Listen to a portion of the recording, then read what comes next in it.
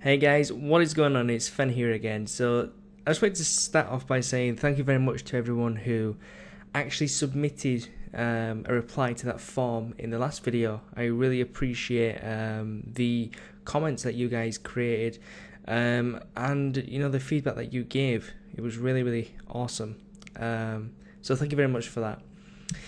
In today's video we're going to be modeling this bullet. Now you can download this start file from the description, and you'll have all the references I have, and we'll be creating this. So this is the final version that I came up with, and you got here the render time is 40 minutes long. We're actually using V-Ray for this tutorial, and a lot of you actually requested V-Ray, and a lot of you requested some advanced stuff. So I'm going to be hopefully covering some of that in this tutorial, and a lot of you wanted to see scene specific stuff, so not just what a light does, but how to light a specific scene.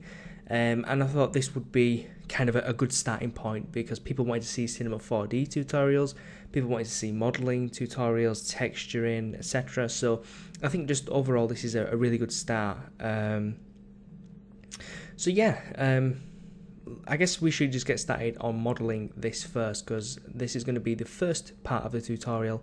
The next part will be actually lighting, rendering, and all that kind of stuff. The reason this took so long is because of the depth of field and just how the materials are created.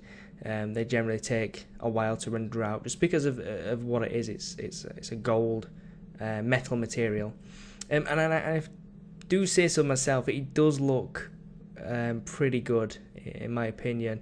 Can always be improved, of course, just like anything. But I think for a 2-day tutorial, I think it is pretty decent. So let's get started, because it is basic modeling things. You probably could skip this if you are an advanced modeler, or even a basic modeler, to be fair, to be honest. So we're going to create a cylinder. A cylinder is a primitive object, very simple object. And the radius we're going to bring down a little bit. We're going to bring this down probably to about 45. The height, again, can actually stay as it is. The most important one here for us is the rotational segments, which is currently set to 36, which is far too many. And from trial and error, I think 12 is a solid number. It gives us enough geometry to work with. It doesn't give us too little that we can't get the detail that we need. It also doesn't give us too much that we're just getting lost in the lines. So once we're happy with that, I'm going to press C on my keyboard to make this editable. I'm then going to grab all the points with Control A to select all, and then I'm going to right click and optimize. Now before I optimize, the reason we are optimizing is because if I drop this into a hyperNURBS, you can see we get these very sharp edges. Now why is that? Well, simply put, it's actually not connected, and when you create a cylinder, the tops, the caps specifically, do not come connected. So when we right click and hit optimize, you can see it changes, and that's because the geometry is now connected. So once we've done that, I'm going to turn off the hyperNURBS because we don't need it for the modeling stage just yet. I'm going to go into the edge mode, and I'm going to make these quads. So as you can see, we have triangles, which are triangles, of course, are 3-sided objects. We want 4-sided. So how do we get that? Well, we just remove every other edge. So in the light selection tool, I'm going to turn off only select visible elements, because I want, of course, to select the top and bottom edges. And I'm going to go around and select every other edge. And again, if we had more edges, this part would take a lot longer. So we're kind of optimizing the mesh as we go. So I'm going to hit right click, and I'm going to hit dissolve to get rid of them edges. And now we have 1, 2, 3, 4. So 4 edges equals a quad. And quads are good. So once we've got that, what we can do is go back into the live selection and check back on only select visible elements, because we don't want to be selecting things that we don't need. So I'm going to select these polygons at the top, I'm then going to go into a side view and I'm going to pull these up to around here. Now that we've got that, what we want to do is, in fact, let me just pull this down a tiny bit, somewhere in between these, because I know there's a bevel here, so we need to be mindful of that. And then what I'm going to do is I'm going to use Control to extrude this. Now, there's many ways you could model this. I find this way the easiest. You could, of course, go in and use, you know, splines with a lathe object. Entirely up to you. You could right click and go to Extrude.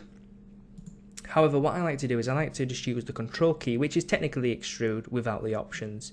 So I'm going to hold Control down, click on the Y-axis because I want to move it upwards, and drag. And as you can see, it pulls out another edge.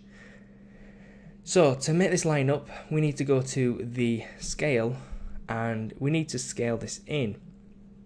Now, to scale this in all axes, we need to click outside of these axes in order to scale in all three axes. If we attempted to grab these, it would only scale in the highlighted axes, which in this case is the X and Y. So it's not going to scale in the Z. So what you can do is just drag outside and scale that, and it will kind of work out that you want to scale in all three axes. If we look at the top view or even the perspective view, you can see this works.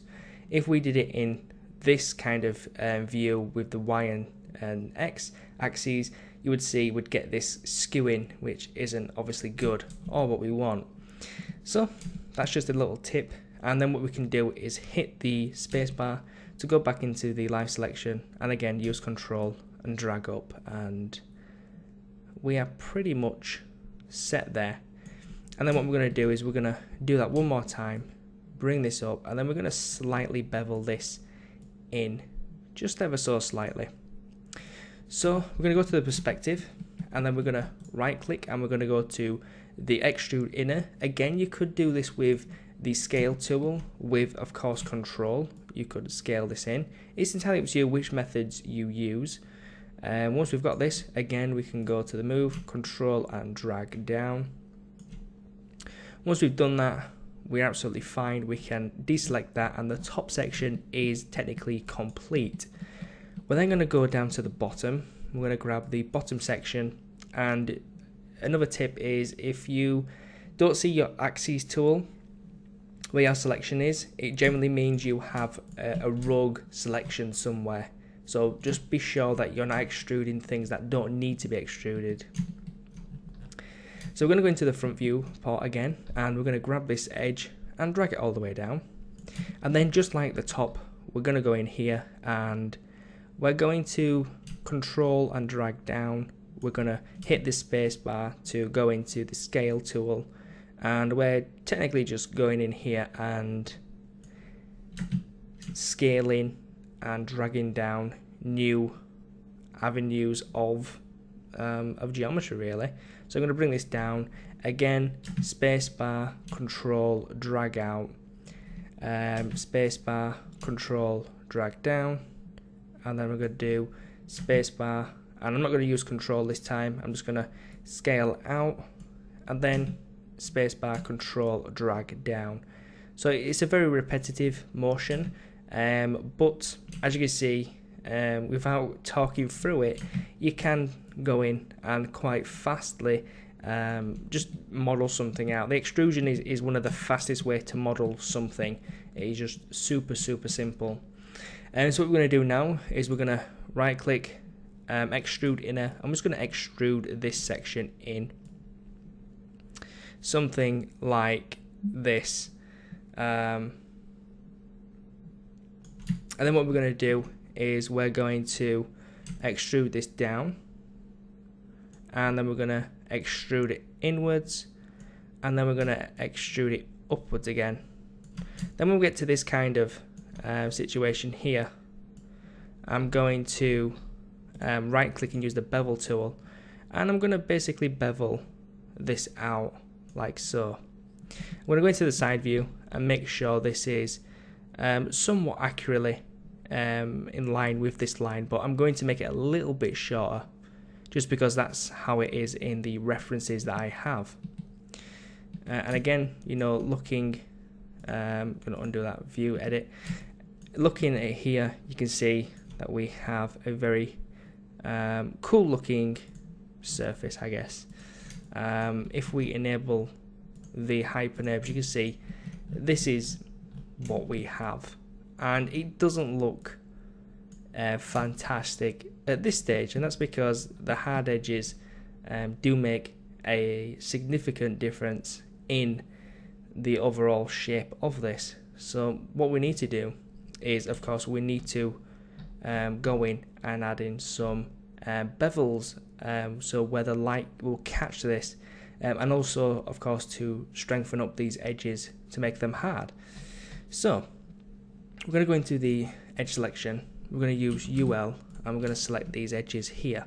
I'm going to right click, I'm going to go to bevel. I'm going to bevel these out probably to about 0.35, and then I'm going to use new transform, and I'm going to scale these back in to something very small like 0.5, and that's just going to give us that hardness that we're searching for. And I'm going to do that on all of these edges. So the methods will be, well, very similar. Some will be slightly different. I'm not going to go into the ins and outs of these just because they're all going to be different. It's what I feel will work. So something like that. Again, UL, I'm going to select this. And this is where you can be creative. I just want slight highlight edges in here. For these ones at the bottom, I want these to be slightly bigger. So I'm going to give a bigger bevel, and then I'm going to sharpen that bevel up with another little bevel, and then again UL with all of these edges, and make sure that when you are selecting, we don't have this kind of situation where we're selecting around the model. We just want the edge that we actually want, which is this one. So you've got to be mindful of your selection, and you know, double check your selection. You can hit S and that will frame your selection. If you hit H, that will frame your entire object. So that's pretty cool. So I'm going to right click, go to bevel, bevel these out slightly, probably to about 15 here, and then one more bevel to about, you know, 0.03, just to get that hard edge. Once I've got that, I'm going to go up to the top and do the exact same thing. Grab these, I'm going to bevel these out to about 0.5, then zoom in and bevel them out again to about 0.6. And the last one would be this section here, which only needs a very small bevel. And if we look, you can see we have a very cool looking object. So what we need to do now is just finish up by selecting these in here, right clicking, and of course extruding them down slightly, and then we need to extrude them in slightly. So that gives us control edges for that section. So now you can see if we go into the hypernerbs, increase this to 3 to get a very smooth surface. You can see this is what we end up with, a very nice looking smooth object. So if we just go in here and do a quick render, this scene is set up for V-Ray, so it's basically just for me to look at the actual object and say, well, these highlights here look pretty decent, the ones down here look decent. So that's just personal preference, so don't worry too much about that, but that's what you should have if you've been following along. So let's finish this up by creating the top section, which is super simple. We're going to take this already created object, we're going to duplicate it, we're going to hide our original, we're going to zoom in here, and we're going to select these polygons, and we're also going to select the ones on the outer edge, so using UL and selecting these, and then going to go to selection, invert, and then just hit delete on the keyboard, go to the points and Control A to select all, and then we need to get rid of all them points because some reason delete doesn't get rid of points, which is super annoying, but quick way is just to optimize. It'll get rid of them and all is well. So what we need to do now is just right click, stitch and sew, and stitch all of the outer edges, or should I say inner edges, to the outer edges.